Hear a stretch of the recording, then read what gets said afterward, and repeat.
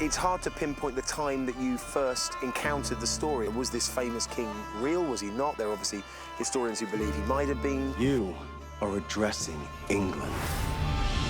Most kids globally have a sense of King Arthur and the Knights of the Round Table and the sort of democracy of that. It's one of those legends that you just seem to know.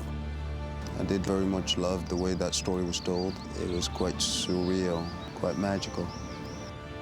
King Arthur's really a story about every man that can transcend his limited small self as that of a victim to that of a king. It's the story of Arthur gathering a group of the best and boldest knights in the land and to go on this incredible fantasy, action-driven adventure.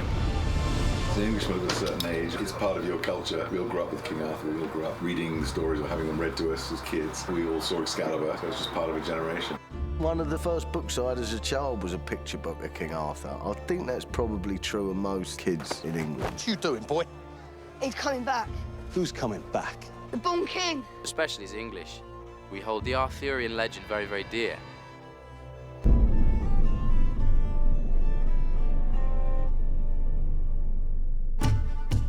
The Arthurian legend has been bent to many different people's will over the years, you know, before filmmakers even, writers and towns and villages up and down the country that claim to have a little bit of it. It is this amorphous and ever kind of evolving myth of a great king.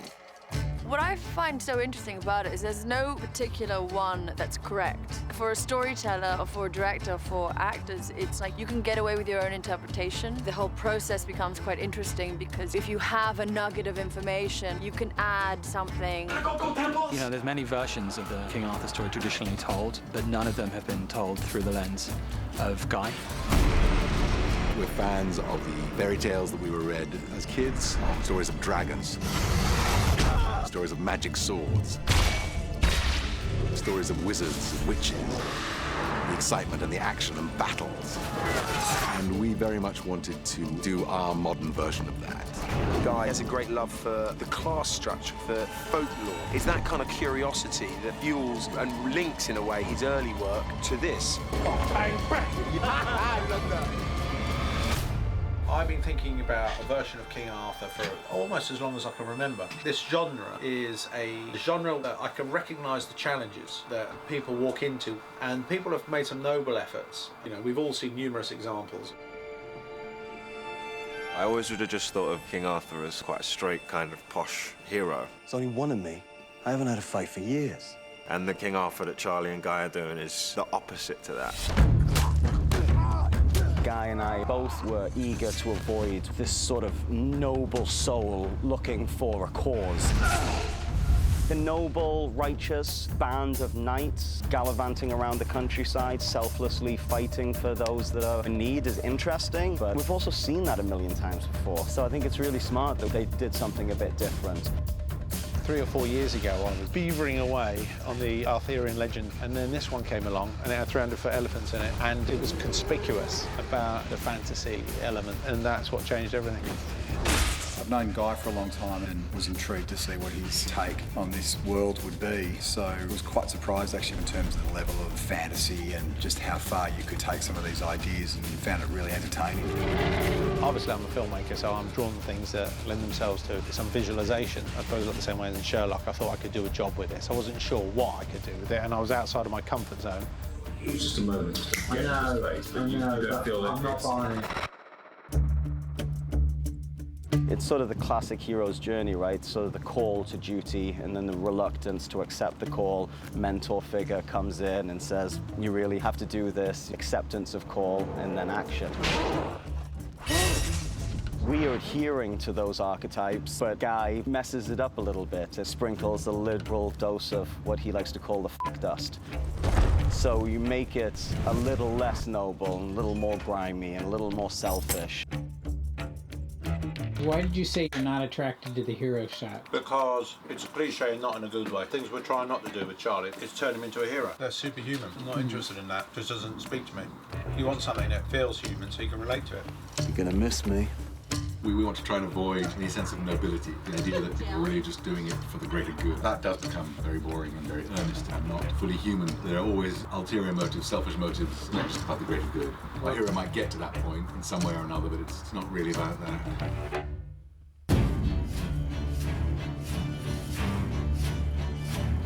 There is no definitive way to make a film. Which is the interesting thing about filmmaking. Action! I think filmmaking is about having a point of view. It feels to me that she needs to have the last word. It's not a right point of view, it's not a wrong point of view, but it's a point of view. We are 2 weeks into this one. We've committed to a version, which I think is important. Commit to what it is that you think will work. I think what we have to always do is when we're doing something, be clear about the fact we're doing this not just a mess. We had to find a visual language that fitted the story, that Guy believed in. I've got to feel confident that look will work. Yeah. We're not going to get away with that. I did some pretty bold strokes to start with, I have to say, but they were a bit too far. We lose contemporary boots. We have to lose everything that's contemporary. Okay. And I would just, for the sake of things, start doing some more traditional stuff. You know? Guy likes to have input. I mean, I think it's going to have to be an amalgam of later centuries combined with something else. He has a particular way of looking at men. You sort of want a bit of that attitude, though, don't you? Vortigern has taken the vestiges of the Roman. I want this kind of reptilian insect-like articulation. That sounds like you're in the business. It's probably to do with his personal style, but definitely his view of the world and masculinity and how men dress. We'll keep the white coat and the more civilian look underneath when he goes in. I love the white coat. It's his signature, isn't it? Yeah, I like it. Is there an excuse for him having some more like that on when Arthur comes to see him right at the very end? But that means he'd be in that kind of gear when he's killing Catty, which might be a bit much. It's more that one, isn't it? I like that look for Vortigern. That white robe is rather cool. Might have to get myself one of those. I mean, I can't do this without Max, the first AD. Max, he and I have a shorthand with one another. It makes my life 100 times easier. So you'd have to have this on, the helmet off. Yeah. For that to operate. Yeah. Can I take that off? Yeah. So you could just have. Yeah. I mean, They're rather good reading like that, isn't it? I'll tell you what, they're not bad, are they? Yeah. I think Max should try them. Pretty good. And there you go. Unique. Well, we pinched it in to make it look meaner. Yeah. And we've been talking a lot with Eunice about, you know, visibility and how, and all our stunt guys are going to have made-to-measure ones. After a certain point, I say, which do you like? And the guy says, I don't know, which do you like? I say, that one. He said, do that one then, you know, and we fell into a rhythm with each other. I like the old striped leather. The full drip. The cross. At least you notice it now. Anyone just happens to have a pair of shears on them right now, they could cut that evenly. As we've gone through the process of making the film, the layers have built up, the stew has thickened, if you like, so it feels credible as a world. I think that's quite an achievement. It's a sort of team effort combination of the great work of our production designer. We'd create the circle up here. So what would we do then? Two other options. Well, we'd get out the old chainsaw and have a little... Yes, what you do is you'd come at it from this sort of angle up the hill, and the moment we've marked up some trees there that we were going to cut down... This needs a bit of contrast, this place. We need some smoke. We went to really sort of four corners of the UK. We found the best that this country could offer. Let's spread our team out, Max. Does everyone get in a circle or hold hands? What do you think, John? Does this feel about a nice size? I like the idea that trees have grown up in it. It's quite big to photograph, but... Okay. So that, and what do we do with your mate there? Well, we could do these three if you got. I like these three. All right. Come here. There. Yeah. That's kind of our circle. That's nice. Yeah, that's there you quite go. nice, isn't it? Yeah.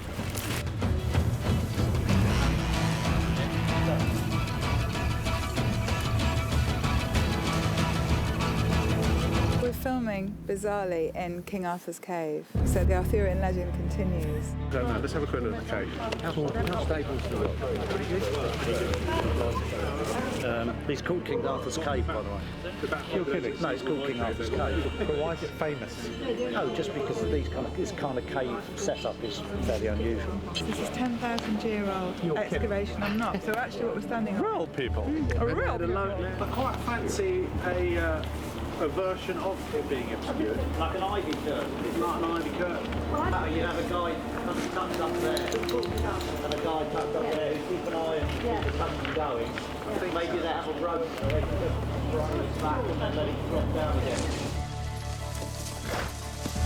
Yeah. Uther and the mob are up here. You put your archers in a line across the ridge line.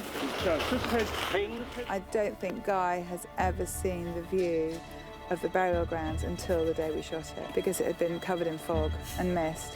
That's the idea. Right. It's all clear now. But you're going to have some idea of perspective. This I get. Yeah. But just as long as the arrows do. Yeah, you want a nice arc. You want a nice arc. Can anyone think of a more clever way of lighting these up? No, I think that's the elegant way. This feels a bit aggressive. I know that. More elegant. I know, but do we light arrows? Only because I've seen a lot of arrows lighting a lot of fires. Well, you can just have men out there with torches if you want. Not very dramatic though. No. Some sort of cannon, fireball. Special effects. Just roast the whole valley. A helicopter gunship dropping on the valley. Well, arrows it is then. If you can cheat the perspective, we just need to be able to feel that it has been a right old whack. I quite fancy having your bowman up there. It's quite nice having sort of 30 bowmen up on the top. So here's your geezers here. You're looking at. You could have a captain standing behind Uther signalling, and then your bowmen fire, and then you can see that. Yeah. And that way you could bring them closer if you wanted to fire. Yeah, I quite like that. Ready! And loose, but don't really loose.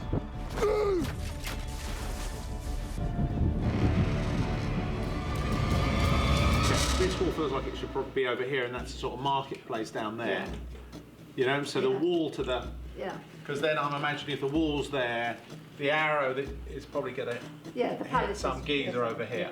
It is certainly true that the process of making films with this particular team poses challenges to people like me every day, and that's one of the reasons I like to do it, to be honest. Like, you're going in the right direction there, but I would make that a bit more interesting somehow, give it some shape and a raised platform at the back. Yeah. And maybe it needs to be twice the size. A boat that you want, of the size you want, which we can put on a lock, which is very big, which we probably can't make in Croatia, would have to make over here, which would take the 15,000 up to 40,000. I mean, a lot of money. Or we build it as a set, either there or in the stage or wherever, and we construct the CG elements for the wide shot. I'll talk to Nick after this as well, and we'll talk about whether we want to do it green screen. Do you know what? It can just afford to be a more fun boat. I've got to say, you're not far off it on this one then, the size that I'm after. But that's what I mean about looking at the budget as a whole, because you could make something like that and actually could be significant savings elsewhere, which we haven't even. 3, 2, 1. But I reckon 50% of that, or 100%, half of that. How long does it take to reload? About 4 minutes. The gang. Right, here we go. Draw to first position. Just slack you need. 1, bang! Yeah, the white snap. Lovely, cut it. Bang! Bang! You got one little spot. Do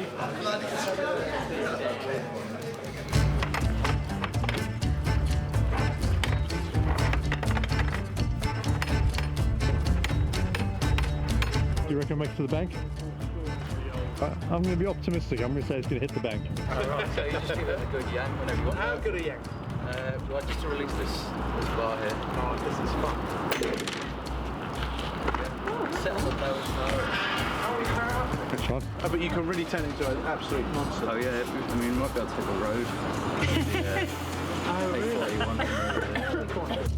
Guy, to me, always seems to be a director who wants to root it all in some kind of sense.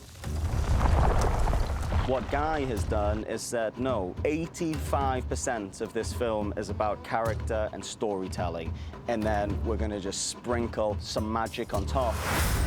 The alibi for having this magical is pretty consistent and authentic to the Arthurian legend. That's more life. Yeah, it's going in all directions, isn't it? Well, that's sort of the speed of that.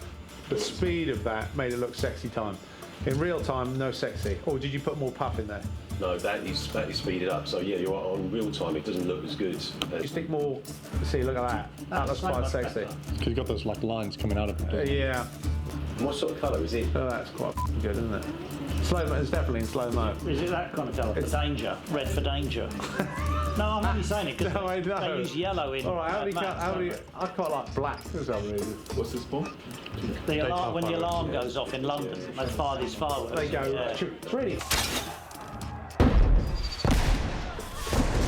So this is the latest on. This is the first one. This is Meeting the Sirens.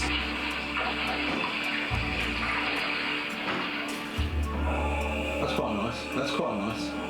Yes, the more disgusting it is and the more ambiguous it is. That's what we're trying to do. The better it is. What is that? It's in the last second. And I wouldn't keep her completely stranded. Her straightening her hair is lovely. I mean, she's certainly taking on the best incarnation that she's had. Yeah. And I feel pretty good we can make her into a pretty sort of gross, interesting, fun character. All that stroking the hair is lovely. Mm-hmm. You think she's stroking her own hair and then all of a sudden it turns out that she's not. That's fun. Yeah. It's a good reveal. Yeah. We've tried to give you a world that a modern audience can relate to, not only in the filmmaking style, which is dynamic, action-packed and fun, but also in terms of the locations that we've created. To be on a film set in the UK with this kind of a build, with 600 people on set, with 100 horses, it's exhilarating to be a part of.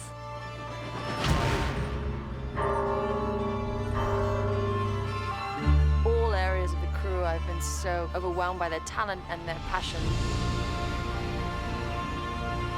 The scale and the scope of it all, it's breathtaking.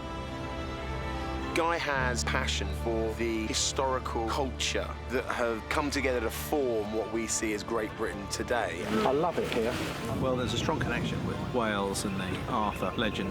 And for years, I've been thinking I'll be coming back here to shoot Arthur. The landscape of Wales was sort of an extension of these incredible sets. You can't help but be affected when you're in a really gorgeous environment like that. I need 30 seconds of rain. You're gonna miss me. That's a f***ing disaster then. That's the whole coat used up. Yeah, I know what it is. What happened? Yeah. The hilt got caught inside your hood. Oh. Well, just go for a quick rejiggle. Step down there and a little bit of a wriggle jiggle. Wes knows exactly what he's doing. The whole thing is about flexibility. No. Swell him up. I can't read that. Taking him off That just looks like a geezer who's squinting. How long is it going to take? 2 minutes. Let's do it.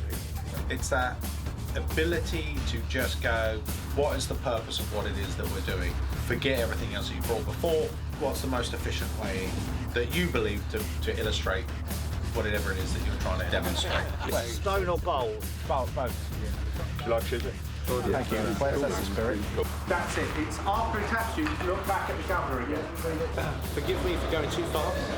Right. Who were you to bless me? Then you're slowly walking me out. I think it's one of those. By the time I finish with you, you'll have all your geezer points back. I think it might get a bit fun today. Let's send the little man up. I'm sorry. Why?